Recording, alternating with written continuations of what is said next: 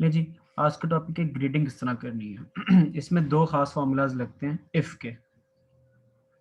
If मैंने जैसे आपको पहले भी बताया कि इफ एक फार्मूला है जो कि कंप्यूटर को बताता है कि इफ एक सर्टेन कोई भी लॉजिकल टेस्ट कि अगर ये वाला जो सेल है अगर ये बड़ा या छोटा है किसी भी एक फिगर से, लेट्स से 50 से, तो कोमा इस बात को सही कर दो, इसे पास कह दो।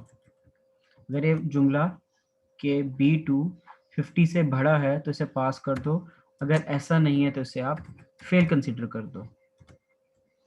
तो आप एक फॉर्मूला कंस्ट्रक्ट करते हैं, यहाँ पर भी देख सकते हैं, यहाँ पर भी देख सकते हैं। दोबारा बता रहा हूँ, इफ अगर ये एक सेल B2 हाईलाइट हो जाता है, बड़ा है, ग्रेटर है 50 से, कॉमा, तो ट्रू वैल्यू आ जाती है। इस फॉर्मूले का पहला पार्ट ट्रू है, तो अगर ये बात सच्ची है तो इसे पास लिखना, और अगर ये कॉमा फिर दोबारा इन्वर्टेड कॉमा स्टार्ट, अगर ये बात झूठी है तो इसे फेल लिख देना।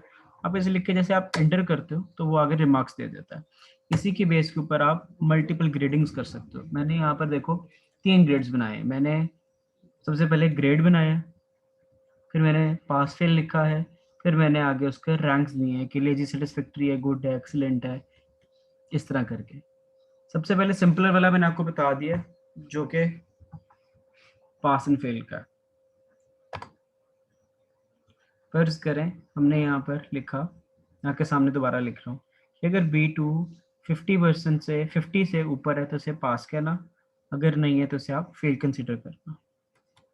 आपके सामने दोबारा लिख देता हूँ, equals if B2 is greater than 50, comma, inverted commas, pass, फिर comma, inverted comma start, fail. अगर पास, अगर 50 से ऊपर है तो पास, 50 से कम है तो फेल। आपने किया तो उसने बता दिया पास है। अब आप इसे कॉपी करते हो, जो आपके बाकी सेल्स हैं उन्हें सिलेक्ट करते हो और कंट्रोल V करते हो, मतलब पेस्ट कर देते हो। चाहे यहाँ से ऐसे पेस्ट कर दो, चाहे आप कंट्रोल V कर दो, ठीक है। अब जैसे कंट्रोल V करते हो, जिनके 50% से मार्क्स नीचे थे वो फेल हो गए, और जिनके 50 से ज़्यादा थे तो उन्हें पास कह दिया गया। आप चाहो तो यहाँ पर आप इसे क्या कहते हैं, आप इसे कंडीशनल फॉर्मेटिंग भी कर सकते हो। मैंने आपको पहले भी कंडीशनल फॉर्मेटिंग करके दिखाई थी कि जो पास है, आप ये देखें, टेक्स्ट दैट कंटेन्स पास, उसे ये ग्रीन से फिल कर दे, और दोबारा से फॉर्मेट करते हैं, टेक्स्ट दैट कंटेन्स फेल, ये उसे रेड करते हैं। तो आपके पास ये रिमार्क्स आ गए। इसके बाद हम दोबारा करते हैं रैंकिंग के ऊपर। अब थोड़ा सा फॉर्मूला कॉम्प्लेक्स हो जाएगा। पहले मैंने आपको फॉर्मूला बताया, ये देखिए मैं फॉर्मूला बार पर लिख रहा हूँ, इफ आगे आपका टेस्ट आ जाता था कि ये अगर बड़ा है किसी भी सर्टेन एस्पेक्ट से, ठीक है। अब आपने जब एक से ज्यादा मल्टीपल रिमार्क्स देने हैं तो आपने क्या करना है, आप उस फॉर्मूला के फॉल्स वैल्यू, पहली बात तो ये ना कि अगर B2 इज ग्रेटर देन 50 तो हम इसे कहेंगे कॉमा, लेट्स से एवरेज। यहाँ तक तो बात आ जाती है आपकी ट्रू वाली बात। फिर जहां पर आपका आता है फॉल्स वाला पार्ट, वहां पर आप फॉल्स लिखने के बजाय दोबारा से कॉमा डाल के लिखते हो इफ। मतलब आप एक फॉर्मूला के अंदर दो शर्त रख देते हो, उसके नेगेटिव के अंदर एक दोबारा शर्त रख देते हो कि अगर ये 50 से बड़ा है तो एवरेज लिखना, अगर ये दोबारा से B2 60 से भी बड़ा हुआ तो इसे हम गुड कह देंगे।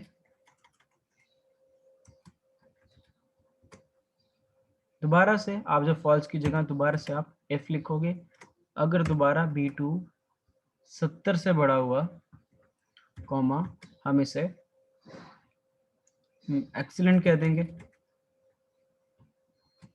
कॉमा, अगर दोबारा B2 if B2 is greater than 80 तो हम इसे एक्सेप्शनल कह देंगे। एक्सेप्शनल मुश्किल वर्ड हो जाएगा, से हम कह देते हैं एक्सीलेंट, ग्रेट कह देते हैं, एक्सेप्शनल एंड के लिए रख देते हैं, ठीक है। आप लोगों को अब सीक्वेंस समझ आ रही है कि आपने फॉल्स वैल्यू की जगह आपने एक और इफ, फॉल्स वाली जगह एक और इफ वाला फॉर्मूला ओपन कर देना है।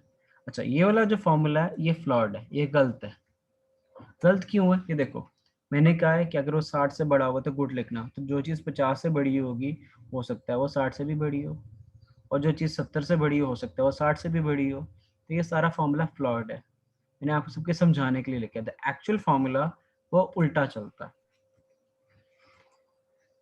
मैं बिना मिस्टेक करूँ, एक्चुअल फॉर्मूला इस तरह चलेगा, वो उल्टा चलेगा। ये देखें, एफ बी टू अगर वो 70 से बड़ा हो, 79 से बड़ा हुआ तो एक्सेलेंट, अगर 69 से बड़ा हुआ तो गुड। आप देख रहे हो कि ये डिसेंडिंग ऑर्डर में आ रहा है, ऊपर से नीचे होता जा रहा है। अगर मतलब वो 79 मतलब 80 से लेकर 100 तक कहीं भी हुआ तो एक्सीलेंट, अगर वो 69 से लेके 79 के दरमियान में कहीं पर भी हुआ तो गुड, अगर वो 59 से लेके 69 के दरमियान में कहीं पर भी हुआ तो सेटिस्फैक्ट्री, अगर वो 49 से लेके 59 या बल्कि 58 तक कहीं भी हुआ या 58.5 तक भी कहीं हुआ तो एवरेज, और अगर यहाँ पर देखिए फॉर्मूला मैंने चेंज कर दिया, अगर वो 49 से ही कम हो गया तो अनसेटिस्फैक्ट्री।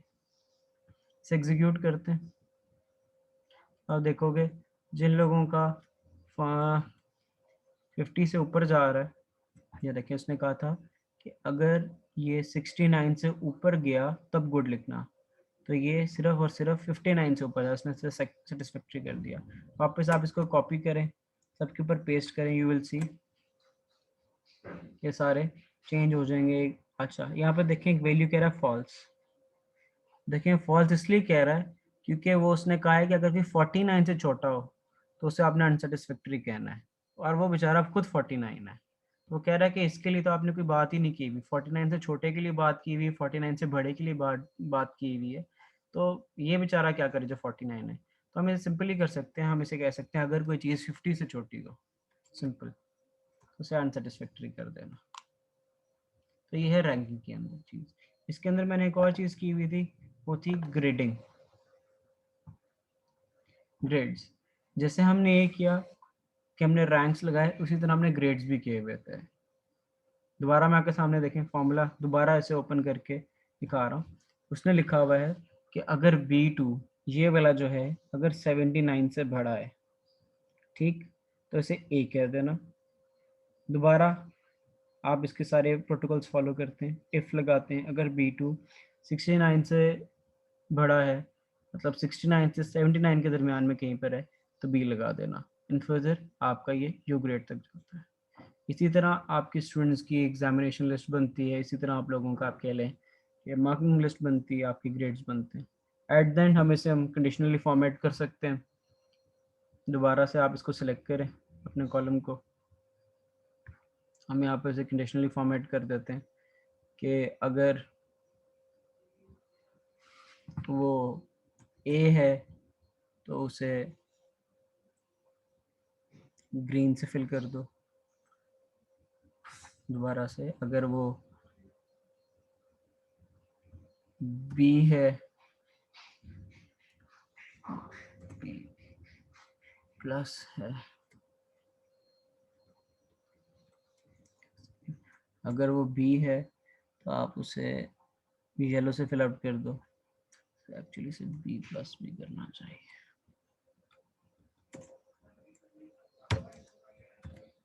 बी एंड बी, चलें फिलहाल आप बी ले लें, बी प्लस ले लें, बी को भी देख लेते हैं। और अगर वो दोबारा से हम देखते हैं कि अगर वो सी है तो उसे हम कर देते हैं, उसका बॉर्डर रेड कर दो। और अगर कोई फेल है, यू है, तो उसे कंप्लीटली रेड कर दो। अभी देख सकते हैं बी का भी कुछ कर देते हैं। अगर वो बी है तो उसे भी तुम येलो से ही फिल कर दो। ये लेंगे तो आपके पास पूरी एक लिस्ट बन जाएगी जिसमें आपको ग्रेड्स कलर से आपको बता रहे होंगे कि ये बच्चा किस कैटेगरी में फॉल कर रहा है, और आप विजुअली बता सकते हैं। मतलब visually you can even write over hair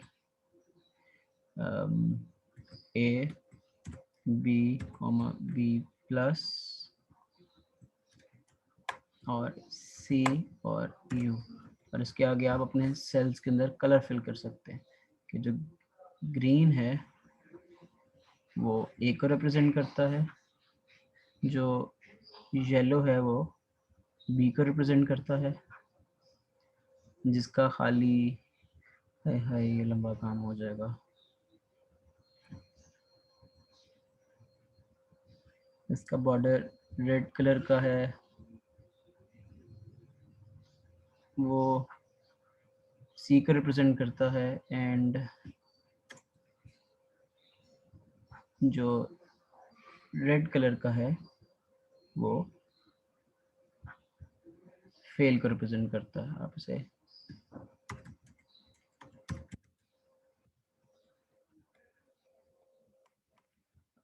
border line का एक सेकेंड,